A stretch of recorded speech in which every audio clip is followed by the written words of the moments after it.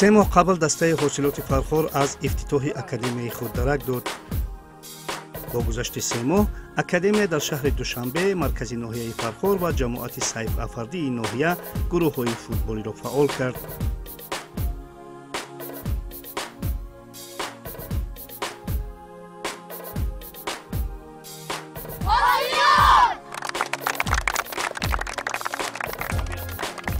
ما کم کم اون به عضوگیری بازیکن‌ها بود، پیدا کردن استعدادها، تالنت‌ها و اینها رو ما در همه شرایط رو براشون مهیا کردیم و کم کم بعد از 3 ماه به خیلی مقصدها تونستیم برسیم، ولیکن هنوز اول راه هستیم. یک گروه کلان بچه‌های سن و سال مختلف در میدانچه کروکس فیتنس در شهر دوشنبه با تمرین فرا گرفته شدند.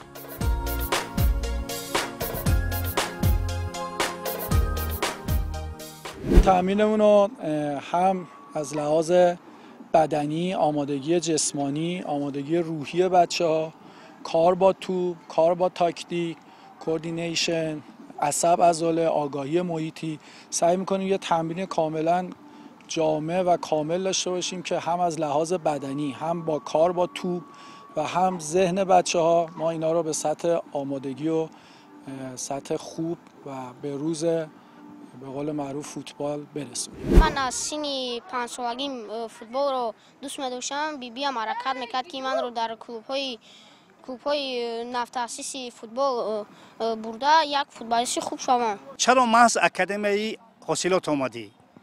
من شنیدم که امی آقای سپانی معلم خوب است، برای من انجام. مشق‌ها برای تو معقوله؟ بله، مشق‌ها درجا زور می‌گذره. خب مشکل نیستن من همین مشقایی که در اینجا برگزار میکنید؟ نه، همه سوزا یگان چی بزیم نیست همه. یعنی مشکلی نداره نه مشقا؟ نه. میبینم که در اینجا برخی از بچه‌هایی که تاجیکستانی نیستن مشق میکنن. بله، خب آکادمی میتونه از همه جای دنیا باشه، ولیکن درسته از نام فرخار حاصلات فوتبال تاجیک، ولیکن هستن اینجا استعدادها هستن، بیان، هیچ مشکلی نیست. ما لگیونر از الان تیار می‌کنیم. کوروش جان چند وقت شد که اینجا مشق میکنی؟ 3 ماه شد؟ خب مشقا برای من پسنده، خوبه. سرباری نیست؟ نه. مشکل نیست؟ نه. سرباری زیادی نیست در مشقای شما برای این بچه‌های کوچک؟ نه، ما بچه‌ها رو جوری مشق میدیم که هم حالت شادی و بازی و نشاط باشه، هم آموزش باشه.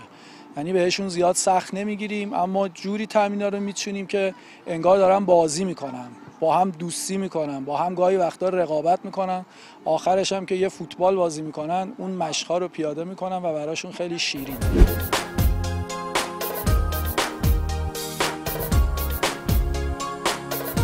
باید گفت امید مصطفی یگانه مربی خارجی نیست که در این اکادمی فعالیت میکند و گفتی امین صبحانی ستاد مربیان از متخصصین محلی و خارجی تشکیل یافته است.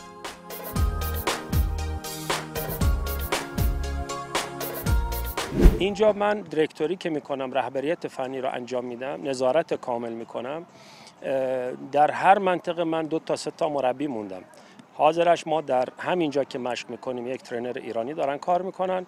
مثل امروز من اینجا هستم، فردا من میرم فرخار، اونجا هم باز مربی های خارجی و در کنارشون مربی های محلی تاجیکی هم دارن با هم کار میکنن و همزمان ما حالا از طریق نفراتی هم که موندیم مثلا وظیفه دار کردیم که حالت اون منیجری اون جا رو داشته باشن. بعد اونها به من گزارش میدن و بعد ما یک جلسه میگیریم، مجلسی میگیریم، کمبودی ها رو ماه به ماه برطرف میکنیم. مسائل مالیوی، مسائل قیدگیری، مسائل حتی تورنمنت هایی که میخوایم اشتراک بکنیم و خوب بوده تا الان. چند گروه هست و کدام سن و سال ها هستند؟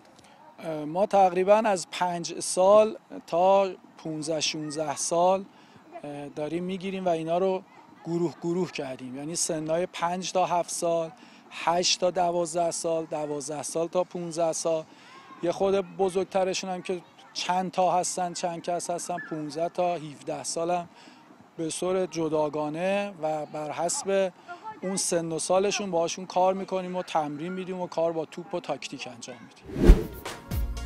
با گفت سبحانی البته در شروع کار برخی مشکلات پیش آمدند، اما عین زمان این همه برطرف شده و در 3 منطقه شرایط ها کاملند.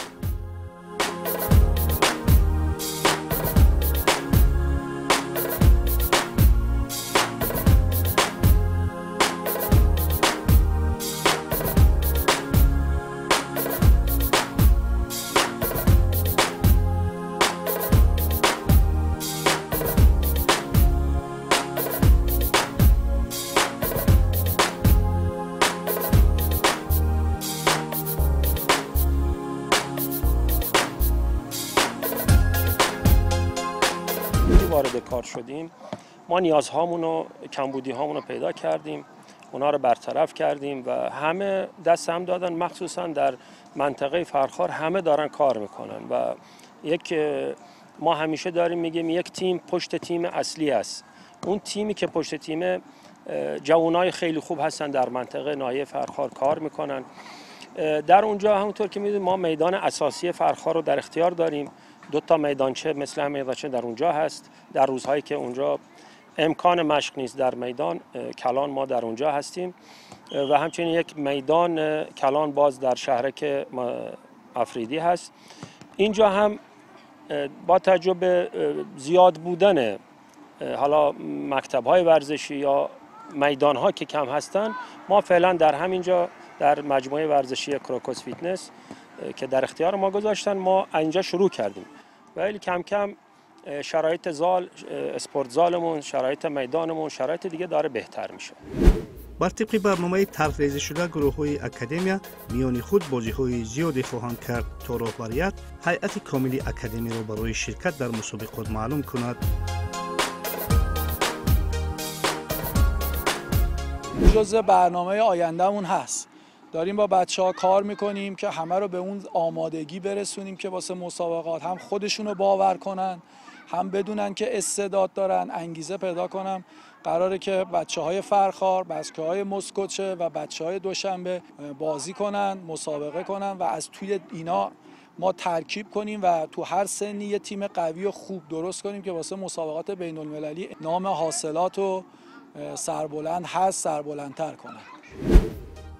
اینچنین رهبریت مناسبت خوبی را با متخصصین خارجی به راه مانده است تا آینده آبخورده‌های مکتب خود را به اکادمی‌های شناخته عالم پیشنهاد نماید. Я занимаюсь в команде «Хосилот», и я мечтаю стать хорошим футболистом. У меня хорошие тренера, вот Ого Субхани, Ого Умед, они очень хорошие, и у них дисциплина очень хорошая. Будешь в Реале играть или в Хосилоте? И в «Хосилоте», и в «Реале». Футболбози دوست داشته کی است؟ Футболист Роналдо, Криштиану Роналдо. رونالدو. خوب، اگه تو در همین بازی‌ها گل زنی رنگ رونالدو استقبال می‌گیری. بله بله. کو یک مراتب نشون بده؟ یک بار دیگه راه. خوب، اسدالله چی آرزو داری تو؟ من آرزو دارم که فوتبالیستی کلان شوم و در دسته‌های بزرگ بازی کنم. تو اگر مثلا ما بود تو رو به خارج دعوت کنند با کجا می‌خواهی روی؟ به رئال مادرید. اگر نامدار شوی در کدام دسته بازی می‌کنی؟ در دسته حاصلات؟ حاصلات. آفرین. اما اگر نامدار شوی در دسته‌های معروف دنیا در کدام دسته می‌خوای بازی کنی؟ در دسته اسپانیا. در کدام دستش؟ در بارسلونا.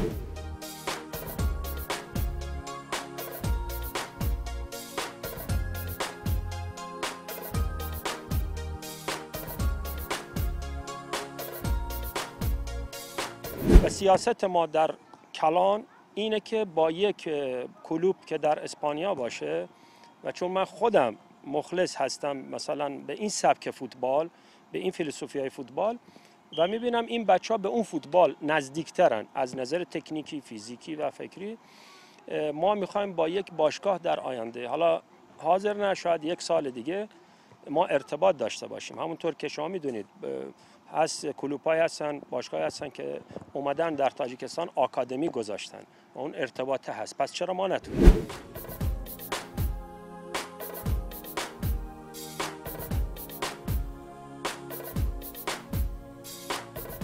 من 2 نفر از بازیگران دیگری من همین اکادمی حاصلات. چی نام داری؟ بگی جان فهمت جان. بگی جان و فهمت جان. شما دلوارزاده محمد جان. خب محمد جان قصه کنید که کی با حاصلات اکادمی حاصلات آمدید و چگونه تمرین ها هستند؟ معقول است برای شما یا نه؟ بله، من 3 ماه پیش به اکادمی حاصلات فرخار آمدم و صنف 6 هستم و معلم خیلی خوب درس میداد و در مابین 3 ماه خیلی خوب شدیم. 2 ماه همینجا آمدگی هم معلم همین فوتبال خیلی مشق‌های زیبا خوب کجای همین مشق‌ها برای شما معقول است بچه‌ها؟ همین معلم و کدی با مشق‌ها ورزش‌ها مشکل نیست نه مشق‌ها؟ بله. بسیار خوب. بچه‌ها فوتبال بازی دوست داشته شما کی است بچه‌ها؟ امباپه از تو چی؟ کریستیانو رونالدو. من بچه‌ها باز 2 نفر دیگر البته کمیرهای خود را گفتند و ما برای آنها برای موفقیت خواهانیم. بچه‌ها برای شما موفقیت. به نزدیکی شما در یک مسابقه در خوجند اشتراک میکنید، درست است؟ بله، در آینده از همین مسابقاتی که میخوایم بندازیم، از همین تیم‌های فرخار، مسکوچه و دوشنبه یه تیم جامع درست میکنیم و تو این مسابقات بین‌المللی تو این تورنمنت شرکت کنیم. امین سوپانی که از متخصصین ورزیده کشور دانسته می شود مطمئن است و ما را نیز مطمئن می کند که فردا از این اکادمی چهره‌های شناخته فوتبالی به وایه خواهند رسید.